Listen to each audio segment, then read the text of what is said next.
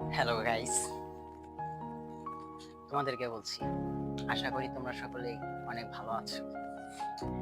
তো এই যে আমি জানি না, আমি সবসময় চেষ্টা করি মিডিয়াতে একটা পরিবার করার, মিডিয়াতে একটা কোনোরকম একটা কিছু করার আর কি। তবে নিয়মিত সময় দিতে পারি না বা নিয়মিত ব্লগ করতে পারি না।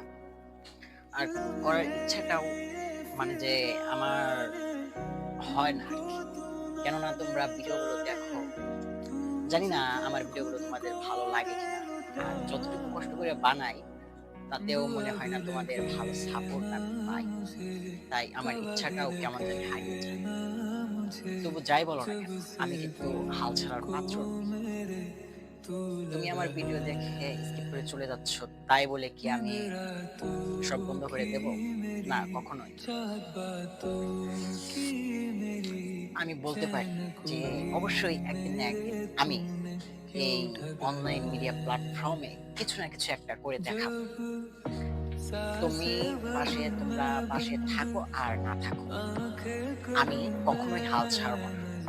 ইনশাল্লাহ আল্লাহ অবশ্যই একদিন না একদিন আমাকেও সময় দিবে। তবে আমি ভিডিওগুলো নিয়মিত বানাই না, কারণ বানাতে পারি না। তোমরা তেমন সাপোর্ট করো না বা আমার ভিডিওগুলো তেমন ভালো করে দেখো না। তো যাই হোক, আমি নতুন একটা পদক্ষেপ নিতে চলেছি।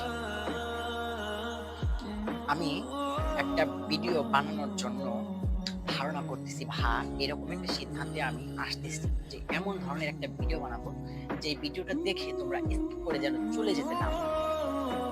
আর ওই একটা ভিডিওতেই যেন আমি অনেক বড় একটা কিছু করতে পারি, এরকম আশায় আমি করছি। তো